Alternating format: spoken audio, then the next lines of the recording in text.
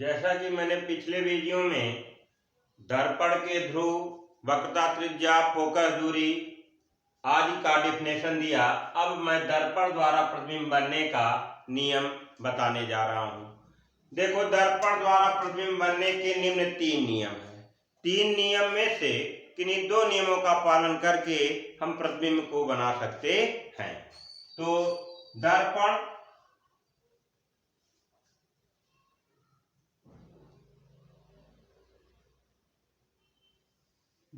में हमने बताया था, अगर अंदर की ओर पालिश होगी, अवतल पृष्ठ पर पालिश होगी तो उत्तल दर्पण कहलाता है। यानी उत्तल के अवतल पृष्ठ पर पालिश होती है। ये कौन सा दर्पण कहलाएगा? उत्तल दर्पण। ये है उत्तल दर्पण। उत्तल दर्पण हमने बताया था, ये ध्रुव होता है, ये वक्रता केंद्र होता है, इसे मुख्य अक्ष कहते हैं। अब ये पीसी मुख्य अक्ष हो गया। और ऐसे हम बना सकते हैं कौन सा दर्पण? अवतल दर्पण। अवतल दर्पण के क्या होता है? उत्तल पृष्ठ पर। उत्तल का मतलब हमने बताया है पिछले वीडियो में, उत्तल माने उभरा हुआ या उठा हुआ, अवतल माने दबा हुआ या गड्ढा। तो देखो, उत्तल के अवतल पृष्ठ पे, अवतल के उत्तल पृष्ठ पर पालिश होती है। अब हम जो है इसको देखो, अब ये है P और ये है C, ये है मुख्य अक्ष। और फोकस दूरी भी हमने बताया था, ये है, यह मुख्य फोकस है और फोकस दूरी को तो स्मॉल एफ से व्यक्त करते हैं। यहां है एफ, ये एफ स्मॉल एफ। अब देखो, अब हमेशा हमने बताया था कि वस्तु या किरणें सदैव किधर से चलेंगी? हमने बताया बाईं ओर। वस्तु सदैव बाईं ओर रखी जाती है, किरणें भी चलेंगी तो बाईं ओर से ही चलेंगी। तो देखो, कहने का मतलब है, यदि किरणें मुख्य अक्ष के समांतर चलती है, चले, जैसे देखो, ये कौन सा दर्पण है पहले लिख दे रहे हैं। ये उत्तल है, ये अवतल दर्पण है। अब अवतल दर्पण मुख्य अक्ष के समांतर हम किरणें डाल रहे हैं। देखो ये, तो देखो अब अंदर की ओर पालिश है, तो ये क्या होगा? ये टकराएगा, टकरा करके यहां से परावर्तित हो जाएगा। क्यों? क्योंकि इस पर कलई की गई है। और रचना करेंगे, डाटेड करेंगे, तो ये जा करके कहीं ये डाटेड होता है, ये फोकस से मिलेगा। तो ऐसे अगर हम यहां करेंगे तो ये किरणें गई तो यहां टकराई, टकराई, इधर पालिश है, अब टकरा कर किधर जाएगी? इधर फोकस। तो ये ध्यान रखना, जब भी किरण यदि मुख्य अक्ष के समांतर चलती है तो वो दर्पण से टकराने के बाद फोकस से होकर के जाती है। ये पहला नियम है प्रतिबिंब बनने का, कि दर्पण से अगर कोई भी किरण मुख्य अक्ष के समांतर चलती है तो दर्पण से टकराने के बाद वो कहां से होकर जाती है? फोकस से होकर जाती है। पहला नियम हो गया। और दूसरा नियम क्या है? यदि किरण फोकस से होकर जाए, फोकस से होकर जाए, देखो ये कहने का मतलब, यदि किरणें फोकस से होकर जाती हैं, तो फोकस से होकर जाएगी किरण, तो किरण जब अगर फोकस से होकर जाएगी, जस्ट उल्टा है उसका। फोकस से अगर किरणें जाएंगी तो ये क्या हो जाएंगी? ये तब ऐसी स्थिति में ये गुजरेंगी तो दर्पण से टकराने के बाद मुख्य अक्ष के क्या हो जाती हैं? समांतर हो जाती हैं। यदि फोकस से होकर गुजरती हैं तो ये क्या हो जाती हैं? मुख्य अक्ष के समांतर हो जाती हैं। ये ध्यान देना, फोकस से अगर किरणें गुजरती हैं तो मुख्य अक्ष के समांतर हो जाती हैं। और एक है कि यदि वक्रता केंद्र से किरणें जाए, वक्रता केंद्र से किरणें अगर जाएंगी, देख लो, वक्रता केंद्र से अगर किरण जा रही है, वक्रता केंद्र से अगर किरणें जाएंगी तो क्या होगा? वक्रता केंद्र से यदि किरणें जाती हैं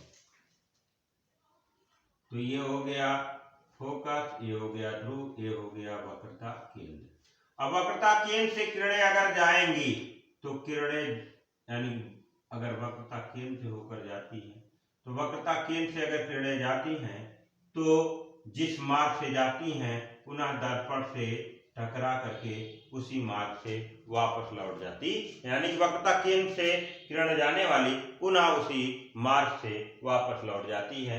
इन्हीं तीनों नियम में से कोई दो नियम का हम पालन करके हम क्या कर सकते हैं, प्रतिबिंब की रचना कर सकते हैं।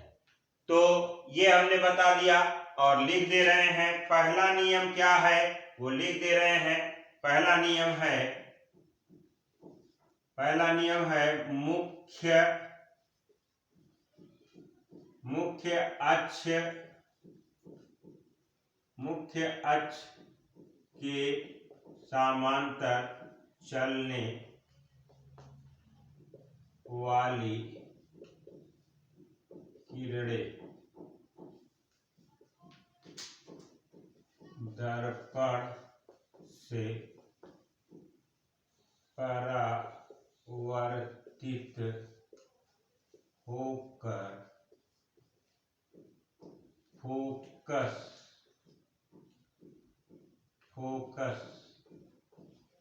से होकर जाती है। पहला नियम हो गया। और दूसरा नियम है फोकस या मुख्य फोकस, बात एक ही है। फोकस से होकर जाने वाली किरणें दर्पण से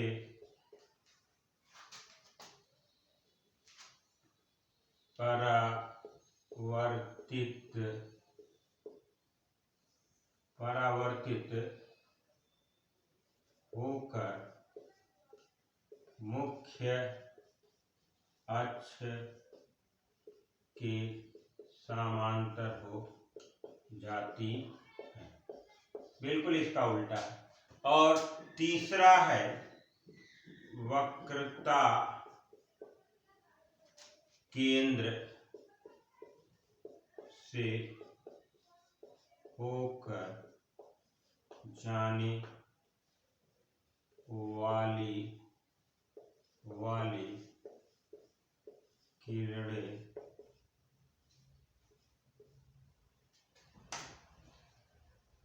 दर्पण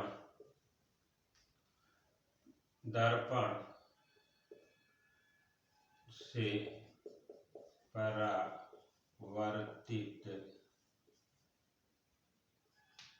होकर उसी मार्ग से वापस लौट आती है। ये हो गया। इन्हीं तीनों नियमों से कोई दो नियम का पालन करके हम प्रतिबिंब की रचना कर सकते हैं। और देखो हम बता दें, दर्पण की वक्रता, त्रिज्या और फोकस दूरी में संबंध क्या है ये बता दे रहे हैं। दर्पण की फोकस दूरी और वक्रता त्रिज्या में संबंध है F बराबर R/2। ये फोकस दूरी और वक्रता त्रिज्या में संबंध है कि फोकस दूरी जो है वक्रता त्रिज्या की आधी होती है। F बराबर R/2। देखो प्रतिबिंब बनने का जो हमने नियम है बता दिया।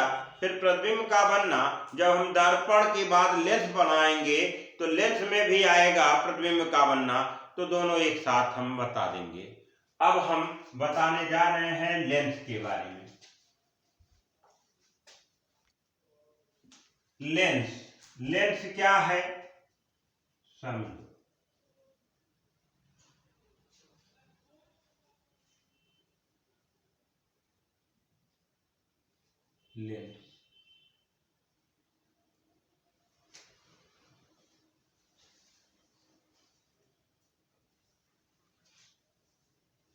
लेंस क्या है? किसी पारदर्शी माध्यम का वह भाग जो दो गोलीय पृष्ठों से, देखो, दो गोलीय पृष्ठों से अथवा एक समतल और एक गोलीय पृष्ठ से घिरा होता है, लेंस कहलाता है। हमने क्या कहा? किसी पारदर्शी, पारदर्शी का मतलब जो आर पार दिखाई दे उसे पारदर्शी कहते हैं। किसी पारदर्शी माध्यम का वह भाग जो दो गोलीय पृष्ठ, देख लो, दो गोलीय पृष्ठ अथवा एक समतल और एक गोलीय पृष्ठ से घिरा होता है, क्या कहलाता है? लेंस कहलाता है। लेंस दो प्रकार का होता है, एक होता है उत्तल लेंस और एक होता है अवतल लेंस। अवतल लेंस दो प्रकार का होता है, एक उत्तल हो गया, एक अवतल हो गया। तो देखो, ये है उत्तल लेंस, ये है उत्तल लेंस, ये है अवतल लेंस। अवतल लेंस, उत्तल लेंस और अवतल लेंस। तो अब उत्तल लेंस और अवतल लेंस की अभी परिभाषा हम बताएंगे। पहले हम लेंस बस लिख दे रहे हैं परिभाषा। लेंस क्या है? लेंस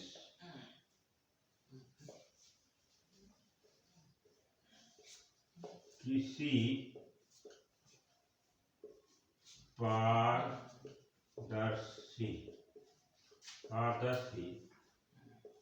माध्यम का वह भाग जो दो गोलीय पृष्ठों से अथवा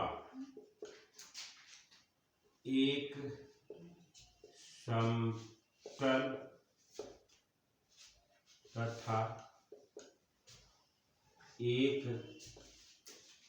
गोलीय पृष्ठ से घिरा होता है, लेंस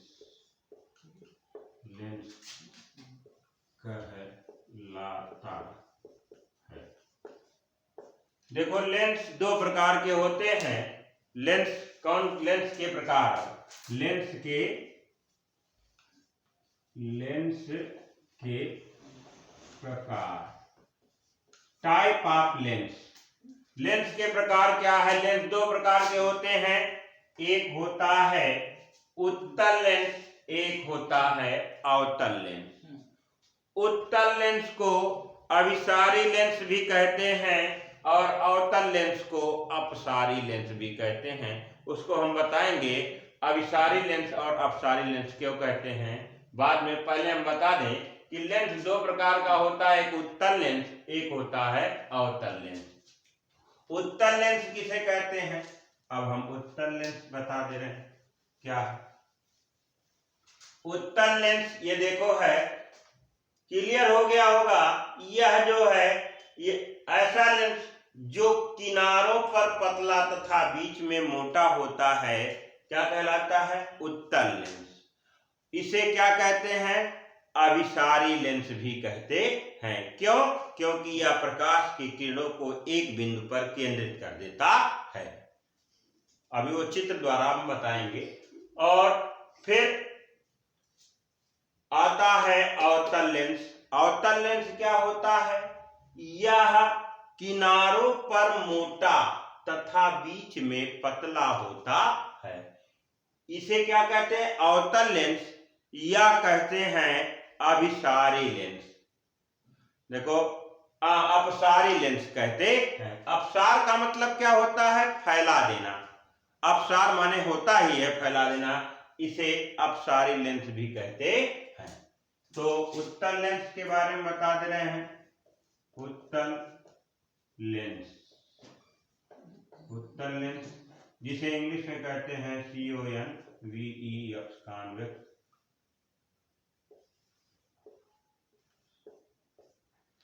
उत्तल लेंस क्या है? यह किनारों पर पतला तथा बीच में मोटा होता है। इसे अभिसारी लेंस भी कहते हैं, क्योंकि यह प्रकाश के किरणों को एक ही बिंदु पर केंद्रित कर देता है। ये उत्तल लेंस का हो गया। अब हम अवतल लेंस के बारे में बता रहे हैं। अवतल लेंस क्या है? यह किनारों पर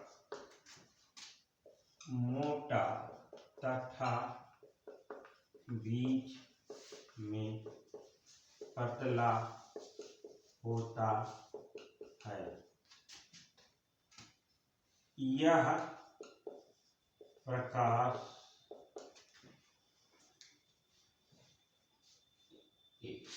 इसे अपसारी लेंस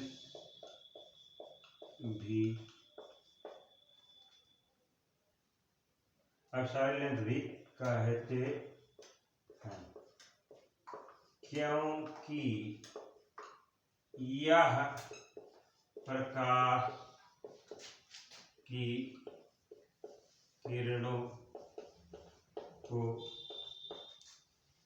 फैला देता है। तो उत्तल लेंस अवतल लेंस हो गया। कल हम बताएंगे उत्तल लेंस तथा अवतल लेंस, उत्तल लेंस की अभिसारी तथा अवतल लेंस की अपसारी क्रिया। अगर ये वीडियो आपको पसंद आया है तो आप लाइक करें, शेयर करें और सब्सक्राइब करें।